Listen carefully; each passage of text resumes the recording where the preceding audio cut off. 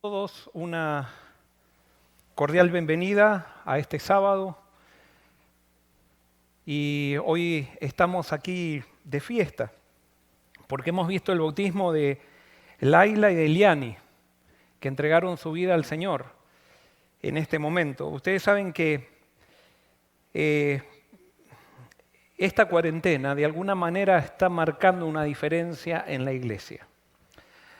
Hay muchas personas que están muriendo. Y no están muriendo físicamente, sino que están muriendo espiritualmente. Porque al cerrarles la iglesia y al depender de la iglesia, hay muchas personas que lo tomaron como una vacación, ya que a las personas que no tienen una relación con Cristo, la iglesia les resulta una carga, que se transforma en tradición cultural.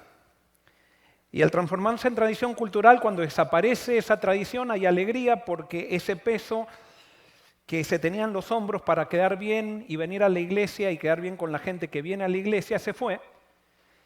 Y entonces, sin la iglesia, comienzan a morir espiritualmente. Y quizás sea tú que estás escuchando, puede ser una de estas personas. Quizás no. Y estoy más seguro que no que sí. ¿Sabes por qué? Porque también en esta pandemia hay mucha gente que está resucitando.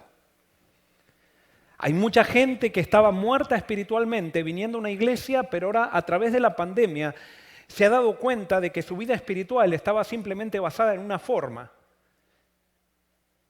Y entonces ahora se están aferrando a Jesús, están estudiando la palabra, están por decisión voluntaria, se están conectando como tú estás conectado hoy, porque hoy ya nadie te obliga a conectarte. No tienes que hacer un papel en tu iglesia, a cumplir una función. No, si estás conectado es porque quisiste conectarte. Y si quisiste conectarte es porque el Espíritu Santo trabajó en ti para que te conectes voluntariamente, porque la religión de Dios trabaja voluntariamente. Y por eso hay muchas personas que están resucitando en esta cuarentena. Y gloria a Dios por eso, y eso nos emociona. Al final de este sermón también va a haber ahora, hubo 2 niñas que se entregaron al Señor, estuvieron con su mamá, que es una anciana de iglesia, que estaba con ella aquí en el bautisterio, Jennifer. Y ella fue testigo y fue partícipe de la entrega, del símbolo de la entrega de sus hijas.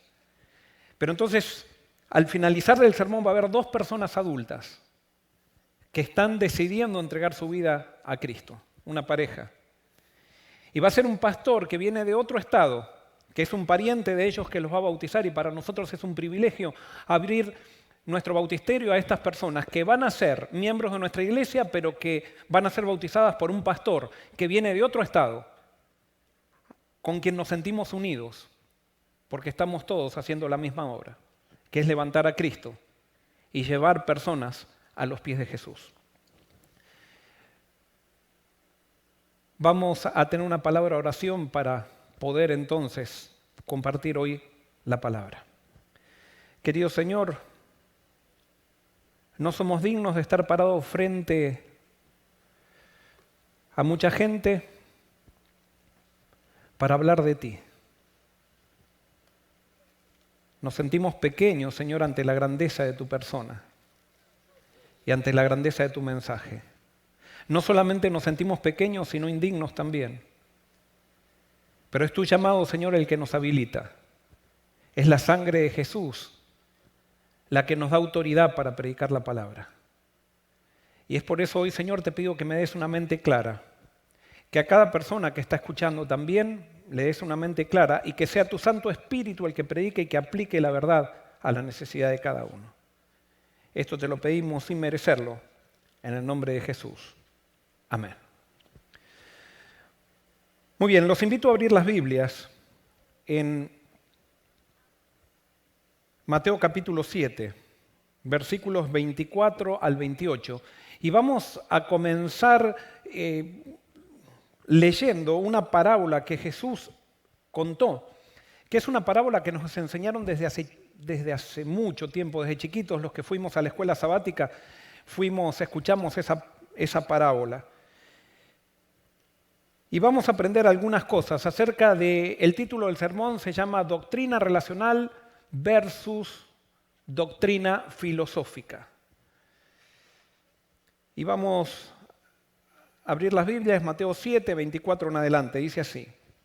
A cualquiera pues que me oye estas palabras y las pone en práctica, lo compararé a un hombre prudente que edificó su casa sobre la roca. Descendió la lluvia y vinieron ríos, soplaron vientos y golpearon contra aquella casa, pero no cayó, porque estaba cimentada sobre la roca. Pero cualquiera que me oye estas palabras y no las practica, lo compararé a un hombre insensato que edificó su casa sobre la arena.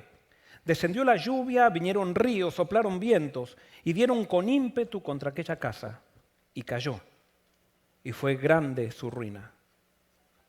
Cuando terminó Jesús estas palabras, la gente estaba admirada de su doctrina, porque les enseñaba como quien tiene autoridad y no como los escribas. Y quiero destacar algo. Esta parábola es la conclusión de uno de los sermones, o del sermón más grande que alguna vez se predicó en la historia, que fue el Sermón del Monte que predicó Jesús. Y con esta parábola fue que Jesús termina, es la conclusión de este sermón. Y entonces Jesús termina con estas palabras, a cualquiera, versículo 24, a cualquiera pues que me oye estas palabras y las pone en práctica, lo compararé a un hombre prudente que edificó su casa sobre la roca. Y acá Jesús establece algo. La doctrina de Jesús tiene un fin práctico. Tiene un fin práctico. Y cuando se predican cosas que no se pueden aplicar a la práctica, cuando se predican en la iglesia mensajes que simplemente son abstractos, filosóficos, no sirven. No es palabra de Dios. Todo lo que Jesús predicó tenía una repercusión en la vida cotidiana y por eso la gente lo seguía, porque la gente quiere aprender cómo relacionarse con Dios. La gente no necesita teoría. La gente necesita saber quién es Dios. Y por eso el versículo 28 dice, cuando terminó Jesús estas palabras, la gente se admiraba de su doctrina. O sea que Jesús tenía doctrina. ¿Y por qué digo esto? Porque ustedes muchas veces me han escuchado hablar en contra de la doctrina. Y yo no he predicado en contra de la doctrina relacional, sino que he predicado en contra de la doctrina filosófica. Jesús tenía una doctrina, todos tenemos que tener una doctrina. Pero hay doctrina filosófica y doctrina relacional. La que Jesús predicaba era doctrina relacional que repercutía en la vida cotidiana de aquellos que la escuchaban. Pero la doctrina filosófica abstracta, ustedes no van a ver a Jesús predicando acerca de doctrina filosófica abstracta, acerca de teología. Y eso no quiere decir que la teología esté mal. Pero lo que quiere decir es que la iglesia, la gente va a la iglesia a buscar palabra de Dios para entender cómo vivir, no para entender cómo definir cosas, sino para entender cómo vivir. Y por eso cuando yo digo que la religión no es doctrinal, me estoy refiriendo al concepto de doctrina que tenemos ahora, porque ahora el concepto de doctrina es un concepto filosófico. La doctrina o la teología son definiciones abstractas que no tienen muchas veces ninguna repercusión en la vida cotidiana. Y a tal punto hemos caído en una trampa que muchas veces que por defender doctrina filosófica abstracta, nos peleamos con aquel que tiene una doctrina diferente y odiamos al que tiene una doctrina diferente. ¿Cómo puede ser? Eso nos muestra que nuestra doctrina no es relacional. La doctrina de Cristo era una doctrina relacional. Y analicen el mensaje de la Biblia. Analicen el Sermón del Monte. El Sermón del Monte comienza con Jesús. La multitud rodea a Jesús. Es atraída a Jesús. Jesús era el centro. Y por eso Jesús no comienza definiéndose a él. Simplemente lo que le pedía a la gente era que se acerque. Pero comienza definiendo los principios del reino. ¿Por qué? Porque la doctrina de Jesús era basada en principios, no basada en doctrina abstracta. Era basada en principios relacionales. Y entonces lo primero que dice Jesús es bienaventurados los que son humildes. La doctrina de Jesús comienza con humildad, porque cuando yo me paro frente a Jesús, no puedo ver en mí más que problemas. Y es por eso que nosotros muchas veces preferimos la doctrina abstracta antes que la doctrina relacional, porque con la doctrina abstracta yo no tengo que cambiar nada. No hay revelación de mí mismo, solamente hay definiciones acerca de lo que es correcto o lo que es incorrecto. Y Jesús comienza diciendo, bienaventurados los que son humildes. Después dice, bienaventurados los que lloran. ¿Por qué los que lloran? Los que lloran con una revelación de sí mismos. Los que lloran al ver a Jesús y ver cuán deficientes somos. Después sigue diciendo, bienaventurados los mansos, porque aquel que está con Jesús y aprende de Jesús se transforma en una persona mansa, no en una persona pendenciera, no en una persona revanchista, no en una persona vengativa. Todos principios relacionales. Bienaventurados los que tienen hambre y sed de justicia, aquellos que no se conforman como son y quieren seguir cambiando, quieren seguir buscando la justicia de Jesús. Bienaventurados los misericordiosos, aquellos que pueden ver a alguien que se equivoca y tienen misericordia porque pueden entender de dónde viene esa persona, por qué cayó, porque entienden que ellos mismos son también tan deficientes como el otro. Generalmente nosotros criticamos a aquel que peca diferente a nosotros. Eso lo leí ayer, no es una frase mía.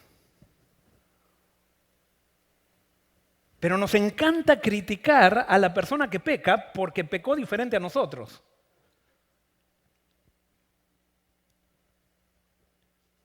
Sigue diciendo Jesús, bienaventurados los de limpio corazón porque verán a Dios. O sea, bienaventurados aquellos que pueden ver a Dios como realmente es. Bienaventurados los pacificadores porque serán hijos de Dios. Bienaventurados los que padecen persecución por causa de la justicia, porque de ellos es el reino de los cielos. Bienaventurados seréis cuando por mi causa os insulten, os persigan y digan toda clase de mal con vosotros mintiendo. Si Jesús era el Hijo de Dios, ¿por qué lo primero que enseñó fue la doctrina de la Trinidad? Tendría que haber enseñado esas cosas. Pero Jesús no vino a enseñar teología, Jesús vino a enseñar vida y tenemos que entender eso. Y después Jesús dice, ustedes son la sal de la tierra, son la luz del mundo. Ustedes no están para vivir para sí. Perdón. Ustedes no están para vivir para sí, ustedes están para vivir para salvar a otros. Entonces, como Jesús hacía estos énfasis, la gente pensaba que Jesús estaba en contra de la ley. Así como cuando predicamos la doctrina del amor, mucha gente dice, esos que predican el amor están en contra de la sana doctrina. Bueno, Jesús vivía la persecución que él mismo estaba prediciendo que iban a tener todos aquellos que predicaran la verdad relacional, que es la doctrina de él, que él traía. Entonces Jesús dijo, no piensen que vine a cambiar la ley. No la vine a cambiar, la vine a cumplir. Pero la vine a cumplir un poco más y entonces empieza a describir la ley y empieza a decir, la ley de Dios no es guardar mandamientos, la ley de Dios va más allá que guardar mandamientos. Ustedes piensan que por guardar mandamientos están guardando la ley de Dios. Y yo quiero decirles que guardar la ley de Dios va más profundo que guardar mandamientos. Lean el Sermón del Monte, no lo estoy diciendo yo esto.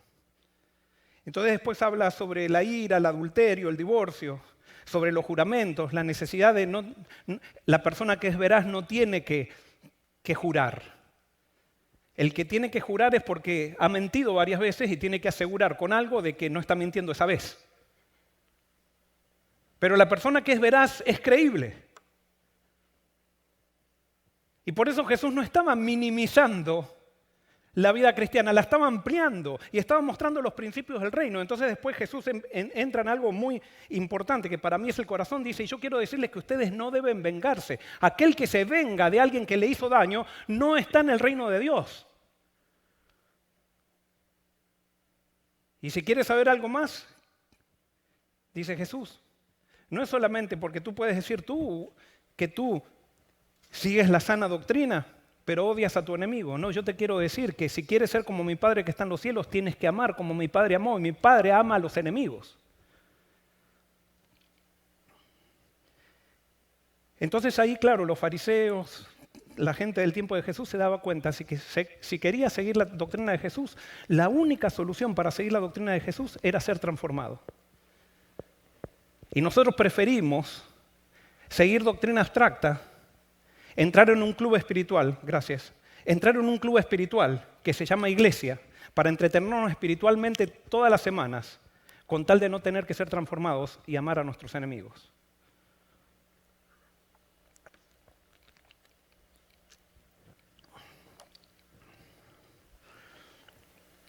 Jesús después en el Sermón del Monte ahora comienza a hablar de la hipocresía.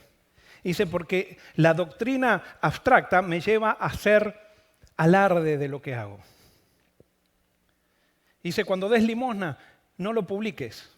Me acuerdo cuando antes, ¿se acuerdan? Había en las escuelas sabáticas se tomaba un informe y había que informar cuántas limosnas se dieron en la semana, cuántos estudió la escuela sabática, cuántos estudios bíblicos dimos. Y la gente competía y a veces mentíamos para poder hacer un buen papel. Y justamente esto estaba definiendo Jesús que estaba mal. Sobre la oración dijo también Jesús, no hagas alarde de tu oración. Y Él nos enseñó a orar sencillamente. Muchas veces cuando oramos largo aquí en la iglesia es porque no oramos en nuestra casa y venimos a hacer una oración larga acá en la iglesia para mostrar a los demás cuán bien oramos.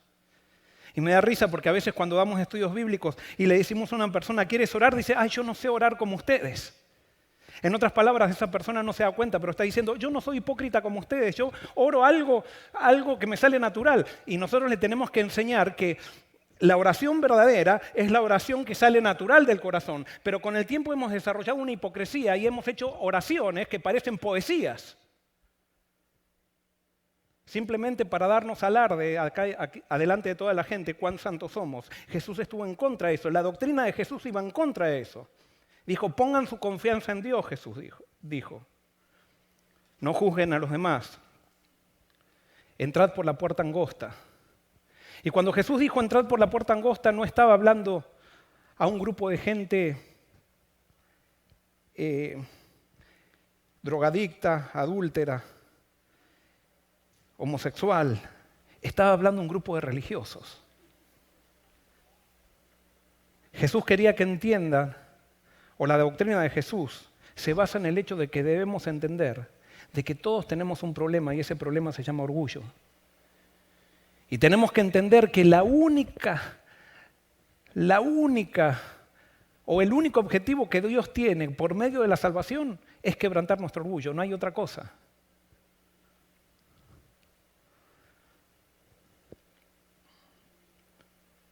Jesús dijo, por sus frutos los conoceréis. ¿Qué quiere decir eso? Eso quiere decir que si una persona puede tener todas las creencias correctas, pero en sus obras no demuestra amor, yo lo puedo conocer que esa persona no es verdadera.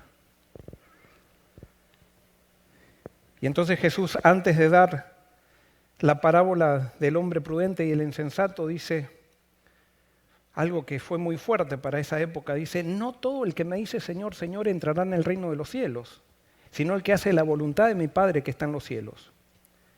Muchos me dirán en aquel día, Señor, Señor, no profetizamos en tu nombre y en tu nombre echamos fuera demonios y en tu nombre hicimos muchos milagros. Entonces les declararé, nunca os conocí, apartados de mí, hacedores de maldad. O sea, que de alguna manera estas personas habían hecho milagros en el nombre de Jesús, habían predicado, habían hecho todas las cosas que se hacen en una iglesia, pero Jesús describe a eso como hacer maldad. ¿Y por qué describe eso como hacer maldad? Porque dice Jesús, ustedes nunca me conocieron a mí. Pueden estar muy activos en la iglesia, pero no haberme conocido. Pueden venir y cantar acá y no haberme conocido. Pueden venir y predicar lindos sermones y no haberme conocido. Pueden hacer milagros y no haberme conocido. Apártense de mí, ustedes no quisieron conocerme, no me han conocido, no tienen una relación conmigo. Cerraron la iglesia en la pandemia y ya se tomaron vacaciones espirituales hasta que el gobierno dé la orden de poder, sí, aunque nos dieron permiso, o que la conferencia del gobierno dé la orden de que de vuelta se puede reunir en la iglesia y voy a empezar a seguir la misma tradición espiritual que estoy siguiendo por toda la vida. No, eso no sirve. Aunque a muchos les sirve. ¿Por qué? Porque muchos se sienten seguros así. Muchos así se sienten que forman parte de algo. Y muchas veces nosotros no podemos triunfar en el mundo y en este mundo pequeño que es la iglesia venimos a realizarnos. Entonces quizás en el mundo soy un empleado que quizás no le prestan mucha atención, pero acá puedo ser un anciano que puede impresionar a mucha gente con su conocimiento.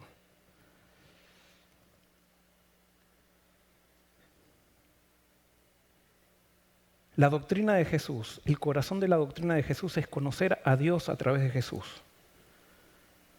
Es conocer a Dios a través de Jesús. Y si ustedes analizan la Biblia, y vuelvo a repetir, la doctrina de Jesús es doctrina relacional.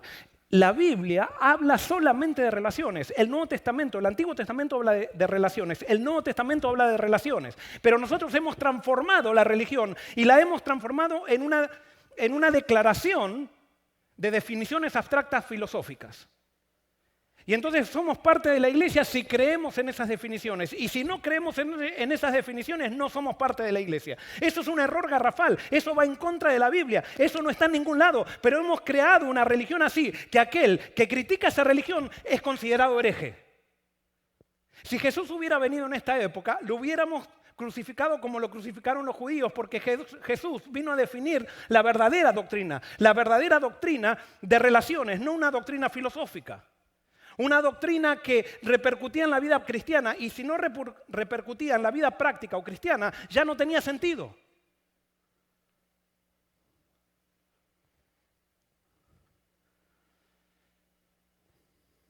¿Por qué creció tanto el cristianismo con los apóstoles?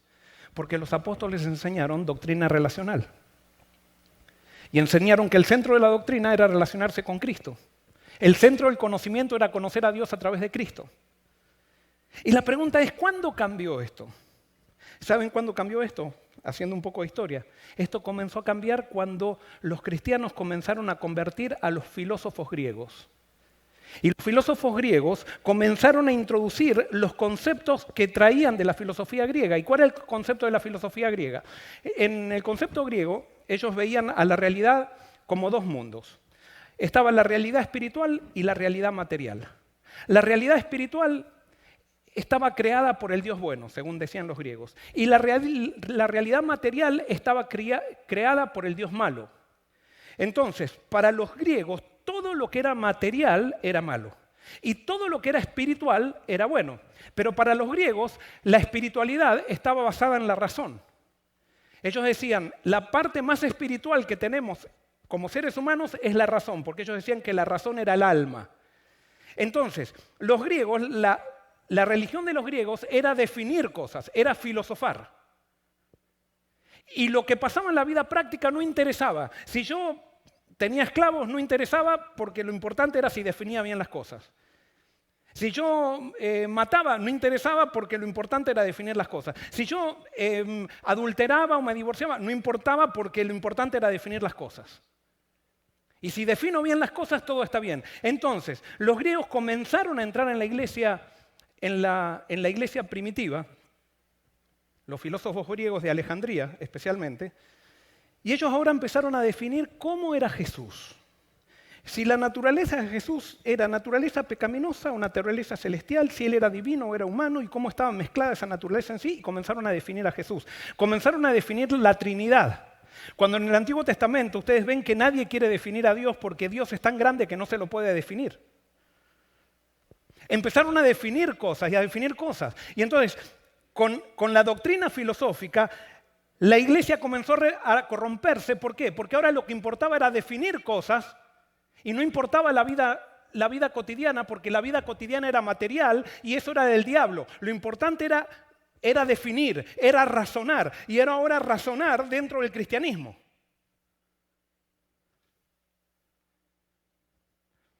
Y así, ustedes saben bien la historia, si quieren vayan a la historia cristiana, qué es lo que pasó. Llegó un emperador que se llamó Constantino, que tomó todo este bagaje filosófico cristiano griego, si podríamos decir así, y declaró al cristianismo religión oficial del Estado. Y de allí en adelante comenzaron los grandes concilios para definir herejía. Y entonces se hacían concilios donde los teólogos se reunían y aquel que pensaba diferente y se votaba, y el que ganaba en la votación, si se ganaba una doctrina, entonces los que creían esa doctrina se lo declaraba hereje, la doctrina contraria, y así entonces comenzaron los grandes concilios y comenzó la época del oscurantismo. Se dice del oscurantismo social, que ese oscurantismo comienza con un oscurantismo religioso, comienza con un traslado de una doctrina relacional a una doctrina teológica filosófica. Y así la iglesia se corrompe. Y entonces ahora llegamos a tal punto que a nosotros nos parece natural y nos parece totalmente lógico que para entregarnos al Señor tenemos que definir doctrina. Y por ejemplo, cuando yo les pregunto, ¿por qué ustedes son adventistas? Enseguida ustedes, ¿qué me dicen? Soy adventista porque tengo ¿qué? La doctrina filosófica correcta. Y nadie dice, soy adventista porque me entregué a Cristo. Soy adventista porque quiero ser parte del movimiento final que levanta a Cristo. No, somos adventistas porque tenemos 28 doctrinas. No, eso no está en la Biblia. Eso no existe. Eso sí es una herejía. Y no nos hemos dado cuenta. Ojo, yo no tengo nada en contra de las 28 doctrinas. Lo que tengo en contra, y ahora sí quiero decirles algo, y voy a ser un poco claro en esto, tengo en contra en que hayamos hecho una declaración de doctrinas. Y saben que esa declaración de doctrina se hizo en el año 1980 recién. ¿Y por qué se hizo esa declaración de doctrina? Porque había mucha gente que estaba pensando de manera diferente, entonces se reunieron los que tenían autoridad y dijeron, vamos a hacer una declaración de doctrina para que todos pensemos igual. Eso va en contra del adventismo primitivo. El adventismo primitivo, cuando nació, dijeron los pioneros, nosotros no vamos a tener un credo ni nada que tenga la forma de un credo, porque nuestra religión es la Biblia y es la doctrina práctica relacional de la Biblia, no definiciones abstractas filosóficas. Y así la iglesia anduvo hasta 1980. Tengo todo un estudio sobre historia que hice, sobre historia denominacional de nuestra iglesia, y los énfasis comenzaron a cambiar de manera específica después de que terminó la Segunda Guerra Mundial. Antes había habido un cambio, pero específicamente el gran cambio dentro de nuestra denominación vino en 1945. Y entonces entramos en una manera de definir el adventismo doctrinal. Entonces fíjense, ¿cómo es lo que pasa? Lo mismo que pasaba con los griegos. Los griegos, ellos podían tener cualquier vida, pero si ellos definían bien la doctrina, se los consideraba personas bien cristianas. Cuando la doctrina de Jesús dijo que todo tiene que ser relaciones, entonces, ¿qué pasa? Nosotros vivimos con ese énfasis desde 1980. Y entonces cuando alguien comienza a predicar el amor de Cristo en una iglesia adventista, y perdonen que hable de la iglesia adventista, y yo sé que hay mucha gente de otras denominaciones que se conectan con nosotros, y bienvenidos. Y quiero decirte que yo no vengo a predicar adventismo acá, yo vengo a predicar la palabra de Dios. Soy adventista, soy pastor adventista y creo en el movimiento adventista. Pero creo que también Dios levantó otros movimientos y Dios tiene personas en todos los lugares que son sinceras. Y hay personas en todos los lugares donde son hipócritas. Y creo que hay personas sinceras en la iglesia adventista como hay personas hipócritas dentro de la iglesia adventista también. Y alguien puede decir, pero ¿por qué no le predica a todas las otras personas? Porque yo soy pastor adventista y le predico a los adventistas. Muy simple.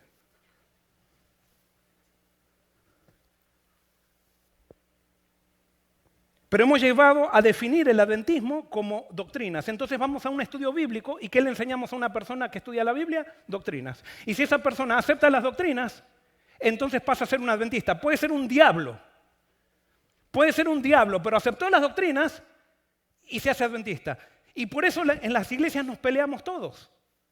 Y por eso ahora cuando se predica el amor de Cristo hay muchas personas que incluso esas personas que se bautizaron con ese estilo de discipulado, entonces llegaron muchos a ser dirigentes, llegaron a ser ancianos de iglesia, llegaron a ser pastores y ahora cuando se predica la doctrina de Jesús relacional dicen, eso es herejía.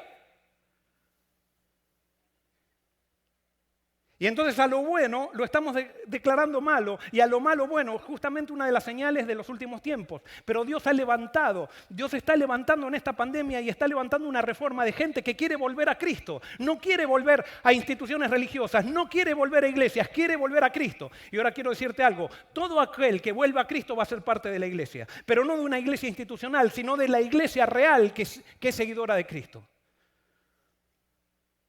La verdad no es un conjunto de doctrinas, la verdad es una persona.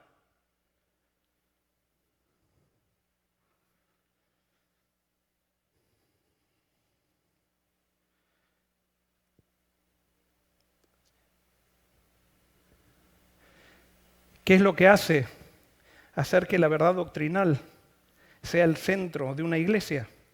Que entonces me hago teólogo y me enorgullezco de las conclusiones a las cuales he llegado. Justamente con mi actitud contradigo todo lo que dijo Jesús, que dijo: bienaventurados los pobres en espíritu, así comienza el reino, porque de ellos es el reino de los cielos.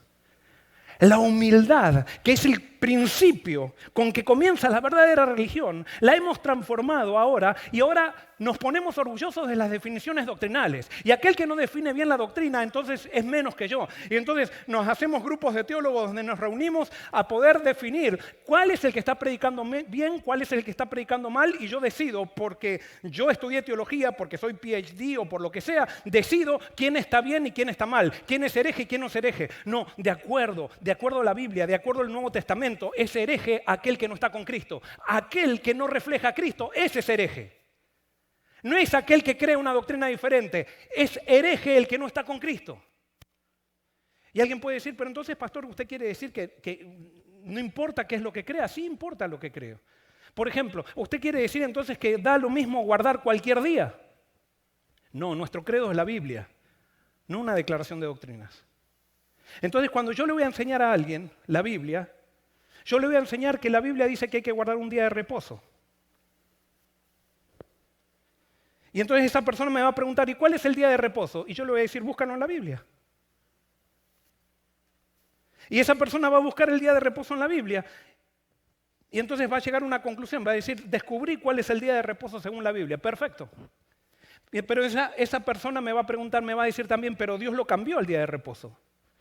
A ver, y yo le voy a decir: busca en la Biblia donde dice que Dios cambió en el día de reposo. Entonces esa persona me va a decir: bueno, es que Dios cambió la circuncisión, así que también puede cambiar el día de reposo, porque antes se circuncidaban y ahora no se circuncidan. Entonces yo le voy a decir: estudia en la Biblia para ver si ese principio es correcto.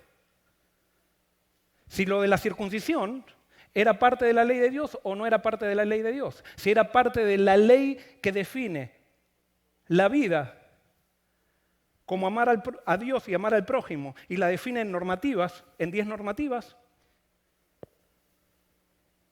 Y si esa persona me dice: bueno, yo voy a hacer lo que... Está bien, que haga lo que quiera. Tome su riesgo, cada uno toma su riesgo. ¿Por qué yo tengo que imponerle a los demás? Eso no quiere decir entonces que no vamos a llegar a consenso. Sí, la teología, o digamos la doctrina relacional se va definiendo, cada iglesia la va definiendo con la Biblia. Y eso crea unidad, porque dice la Biblia, Jesús prometió que el que está entregado a Jesús, lo más importante no es estar entregado a una doctrina filosófica, sino estar entregado a Jesús, tener una relación con Jesús. Y Jesús dijo que todo aquel que tiene una relación con Él, el Espíritu lo va a llevar a toda verdad.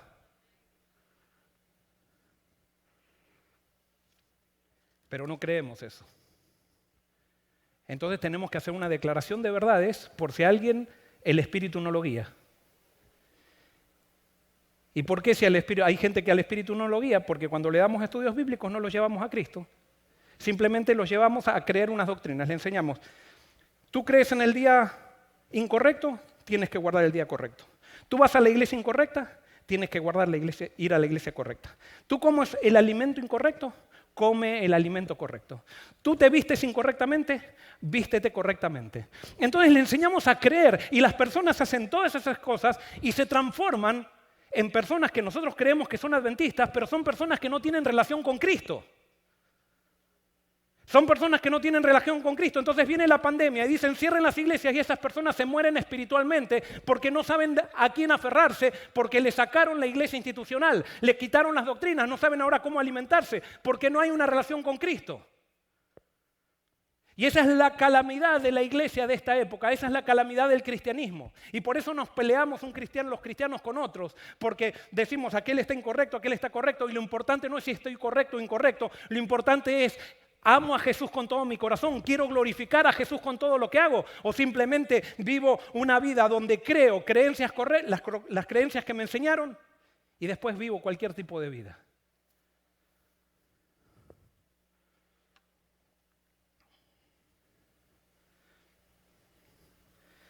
La religión que vivimos ahora es como que premia a las creencias. Es como jugar al fútbol, o mejor dicho, que alguien me haga parte de un equipo de fútbol por conocer los reglamentos de fútbol? ¿Por qué Messi ganó 6 balones de oro? Le hicieron un examen académico antes de... A ver, el que define mejor el fútbol es el que gana el Balón de Oro. ¿Fue por eso? ¿Porque definió bien? No, ¿qué hizo Messi? Jugó bien. Y el jugar bien le hizo ganar el balón de fútbol. Y al jugar bien conoció los reglamentos del fútbol, pero a un niño no se le enseñan los reglamentos para que juegue al fútbol, se lo pone a jugar. Y que se equivoque. ¿Qué importa si se equivoca? Pero que juegue. Pero nosotros no. Para que alguien se haga cristiano, le enseñamos los reglamentos del cristianismo. Y las personas se hacen cristianos y no saben jugar. Y los premiamos con balones de oro por definir bien, por hacer un examen académico de doctrinas. Y resulta que son unos diablos, y perdonen que lo repita tanto, son unos diablos, pero están en la iglesia. Y son ancianos de iglesia y llegan a ser pastores incluso. O llegamos a ser pastores. La Biblia está muy clara, el mensaje de Jesús ha sido muy claro para que lo metamos dentro de una lata y lo metamos dentro de 28 doctrinas. Es Jesús la verdad. No son definiciones abstractas.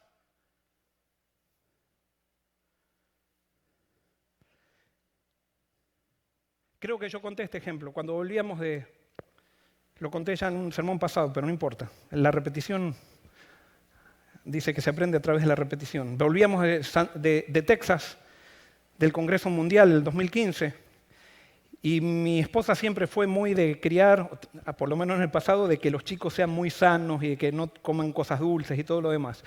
Y teníamos mucho calor y pasamos por un Dairy Queen y decimos, bueno, vamos a hacer una excepción, vamos a tomar un helado. Y paramos en el Dairy Queen. Y tomamos un helado, y los chicos por primera vez tomaron un helado en su vida, bañado en chocolate. Después que salieron de ese Dairy Queen, los chicos cada vez que veían un Dairy Queen decían, ¡Dairy Queen! ¡Dairy Queen! Y vamos de vuelta.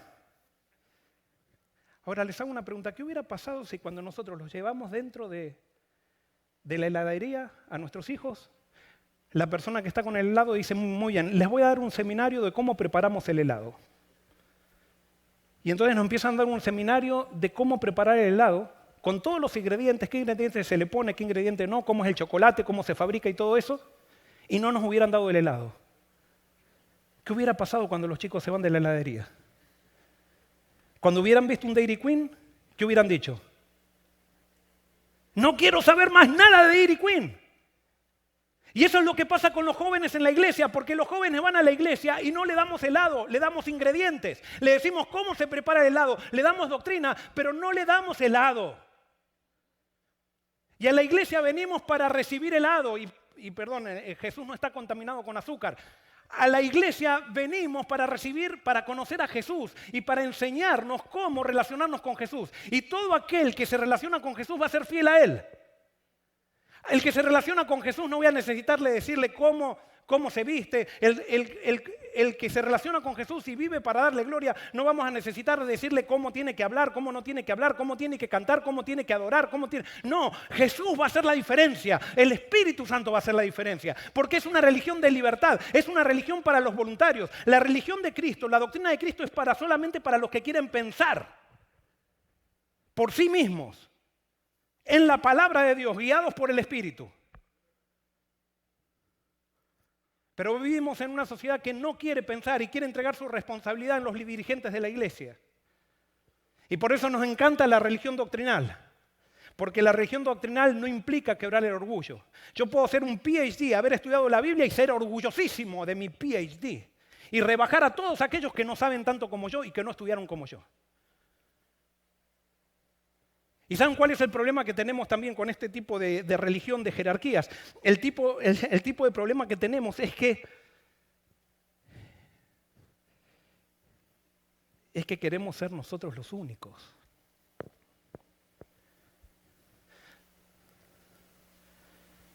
A veces dice, aquel hermano de iglesia, la gente le dicen pastor. Aclaren que él no es pastor. No estudió teología. llegado a pensar que un pastor es aquel que estudia teología. No, eso es griego, eso no es. Un pastor es aquel que pastorea gente, no es aquel que estudió teología. Yo puedo ser pastor sin haber estudiado nunca teología y sin haber estudiado nunca en ninguna escuela. El pastorado no es un título académico. El pastorado es un ministerio que Dios le asigna a aquel que se da a la gente, a aquel que trabaja por gente. Y por eso las iglesias muchas veces están más llenas de pastores que los pastores mismos. Me incluyo yo. Hay veces aquí a mí que recibo el ejemplo de hermanos, que le decimos hermanos, pero que son tan pastores como yo. Que se dan a la gente, que van a ayudar a la gente, que están siempre en el momento de necesidad. Esos son pastores. No aquel que le dieron un título y que pasa disfrazado no sé de qué. Porque nos encantan esos disfraces que nos ponemos en las graduaciones para mostrar. Y mientras más pañuelos nos ponemos acá, parece que más podemos demostrar que somos importantes. Complejo de inferioridad tenemos, que un título es el que nos hace sentir importantes. Tenemos que entender el Evangelio de Cristo.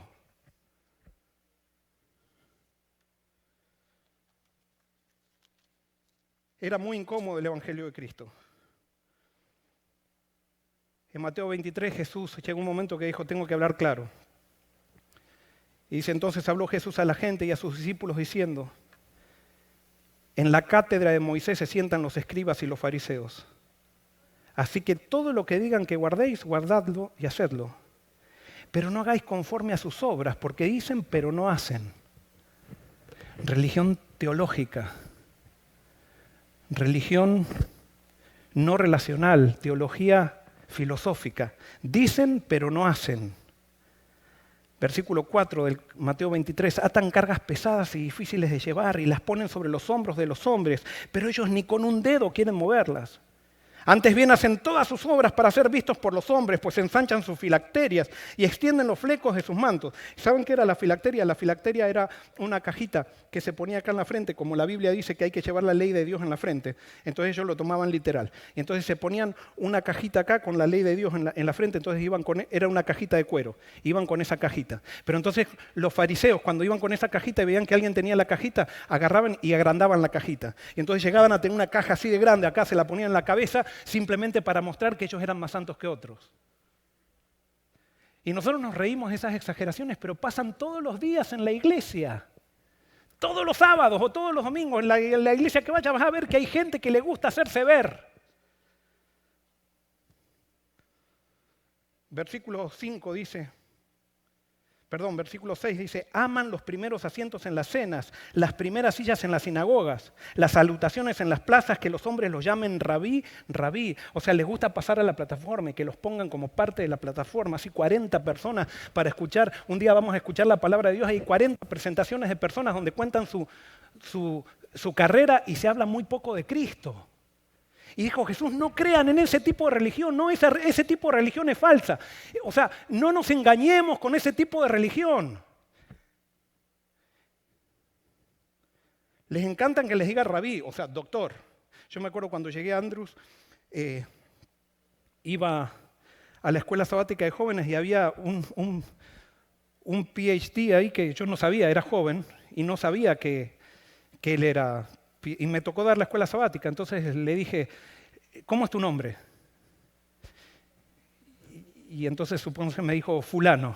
Bueno, fulano, ¿cuál es tu opinión con respecto a esto? Y yo, a ver, fulano tiene algo para decir. Yo decía, fulano, fulano, fulano. Y después viene alguien y me dice, Joel, ese es un PhD. Y yo lo llamaba por el nombre.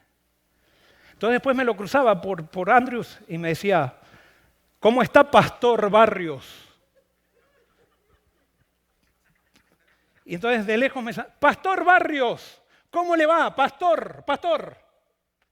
¿Qué estaba esperando él? Que yo, doctor PhD,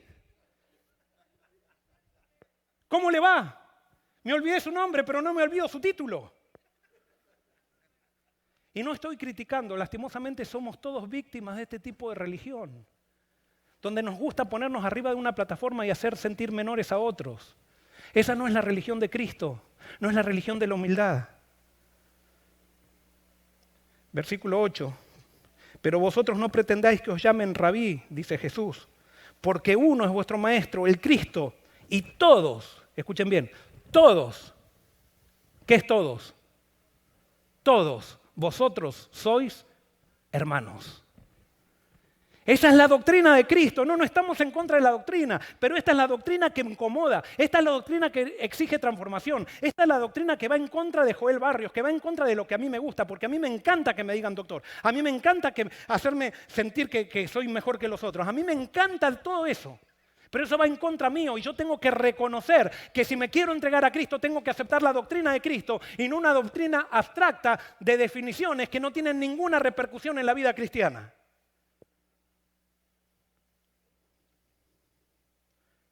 Jesús en el versículo 11 dice, el que es mayor de vosotros sea vuestro siervo, porque el que se enaltece será humillado y el que se humilla será enaltecido. Esa es la doctrina de Jesús. Pero hay de vosotros, escribas y fariseos hipócritas. Y sigue diciendo, porque cerráis el reino de los cielos delante de los hombres, pues entráis vosotros ni dejáis entrar a los que están entrando. Fíjense lo que hace la doctrina de tradición. Lo que hace la doctrina de tradición es crear hijos del infierno. La doctrina teológica abstracta crea hijos del infierno. Dice, hay de vosotros, versículo 14, hay de vosotros escribas y fariseos hipócritas porque devoráis la casa de las viudas como pretexto y hacéis largas oraciones, por eso recibiréis mayor condenación. Y paso al versículo 23. Dice, hay de vosotros escribas y fariseos hipócritas, porque diezmáis la menta, el eneldo y el comino, y dejáis lo más importante de la ley, la justicia, la misericordia y la fe. Esto era necesario hacer sin dejar de hacer aquello. Y fíjense, Jesús acá es claro, dice que hay cosas más importantes y cosas menos importantes. Y dice que las cosas más importantes son cosas relacionales, la justicia, la misericordia y la fe. Jesús tenía una doctrina. Y era una doctrina relacional. Quiero simplemente leer lo que dice Elena de White. Dice así, en el tiempo de Cristo, el mayor engaño de la mente humana consistía en creer que un mero asentimiento a la verdad constituía la justicia. En toda experiencia humana, un conocimiento teórico de la verdad ha demostrado ser insuficiente para salvar el alma. No produce frutos de justicia. Y fíjense lo que dice ahora. Una estimación celosa por lo que se llama verdad teológica acompaña a menudo al odio de la verdad genuina manifestada en la vida. O sea que la verdad teológica esconde muchas veces un odio a la verdad genuina, a la verdad relacional, a la verdad de la palabra de Dios, a la verdad que se revela en Jesús. Y sigue diciendo, los capítulos más sombríos de la historia están cargados con el recuerdo de crímenes cometidos por fanáticos religiosos. Los fariseos se llamaban hijos de Abraham y se jactaban de poseer los oráculos de Dios. Pero estas ventajas no los preservaban del egoísmo, la malicia, la codicia de ganancias y la más baja hipocresía. Pensaban ser los mayores religiosos del mundo, pero su así llamada ortodoxia los condujo a crucificar al Señor de la gloria. No hay nada que le moleste más a un orgulloso que la doctrina relacional.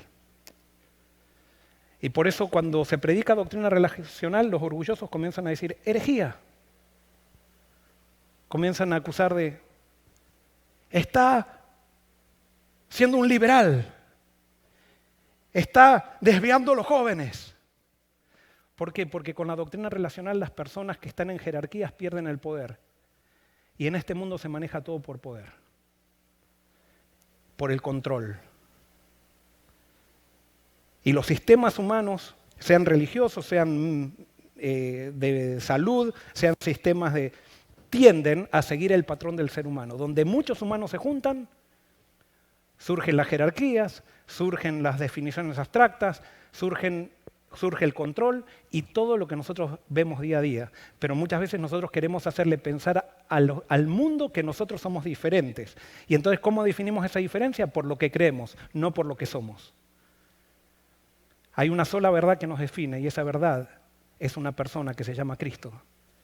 Esa debiera ser la verdad.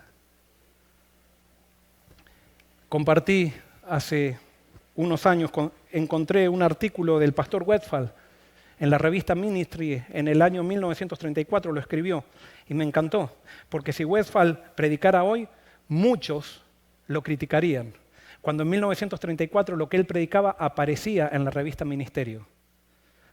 Porque de alguna manera los líderes de la iglesia pensaban que eso era verdad presente. Y fíjense lo que dice, el peligro más insidioso que enfrentamos. Cualquier iglesia después de haber caído en formalismo puede continuar igual o casi igual indefinidamente.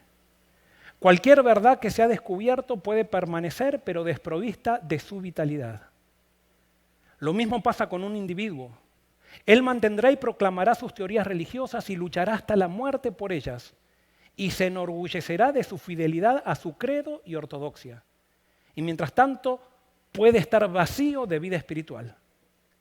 Las doctrinas pueden ser recibidas como herencia de un padre a un hijo, pero la vida debe ser recibida directa y constantemente de Dios a través de Cristo.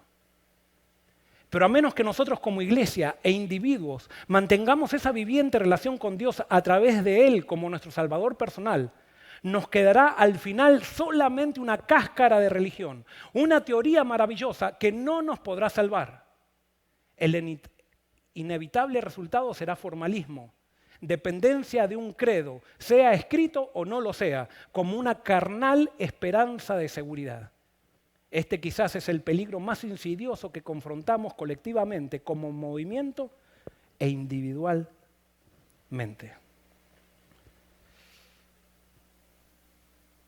Doy gloria a Dios por esta pandemia, porque esta pandemia está tirando abajo la cáscara de religión que hemos creado por mucho tiempo, de la cual yo soy responsable también. No me estoy poniendo acá como que está más allá del bien y del mal. Yo tengo que pedir perdón por haber despreciado a aquel que no definía la teología como yo la definía. Tengo que pedir perdón por haber predicado muchas veces verdades abstractas y no a Jesucristo. Pero con esta pandemia Dios nos está dando un lugar a todos para que seamos prudentes. Dice que hubo 2 constructores, con eso terminó Jesús su sermón. Uno que construyó sobre la roca y otro que construyó sobre la arena. Había muchas similitudes entre estos 2 constructores. Los 2 querían construir una casa. Los 2 aparentemente vivían en el mismo barrio porque los azotó la misma tormenta. Los 2 pueden haber tenido los mismos muebles, el mismo diseño de la casa. Pero ¿cuál fue la diferencia? Uno estuvo dispuesto a construir sobre la roca, sobre lo que no se ve. Vino la tormenta y la tormenta no puso el fundamento. La tormenta prueba el fundamento. Y eso quiero decirles a todos y me lo digo a mí mismo. No esperes a la tormenta para que la tormenta ponga tu fundamento. El fundamento se pone en tiempo de sol. Cuando viene la tormenta lo único que hará será probar el fundamento. Y por eso hay muchos que en esta pandemia están muriendo, porque han puesto su fe sobre la arena, sobre la institución religiosa. Y se quedaron sin institución y ahora no leen la Biblia, porque se acabó el sermón del sábado, no se toman tiempo para Jesús, o no nos tomamos tiempo para Jesús. Y esto está probando, pero esto es una prueba simplemente de lo que vendrá. Pero gloria a Dios porque Dios nos ama, porque ¿saben qué era lo que predicaba Jesús? Lo que predicaba Jesús, el centro de la predicación de Jesús se llamaba, o la doctrina principal de Jesús era la doctrina del perdón. Dios perdona. No importa que hayamos sido hipócritas, no importa que nos agarró una pandemia sin haber construido sobre la roca, no importa, no, Dios perdona y está dispuesto a perdonar a todo el mundo y está dispuesto a amar a todo el mundo. Ese fue el centro del mensaje de Jesús, el perdón. Cuando nosotros definimos en doctrinas abstractas nuestra religión, el centro del mensaje es pórtate bien, haz aquello, y los que nos hemos portado bien nos reunimos en una élite para condenar a aquel que no se porta tan bien. Y las iglesias llegan a ser lugares donde solamente se recibe aquel que se portó bien o no se portó tan mal.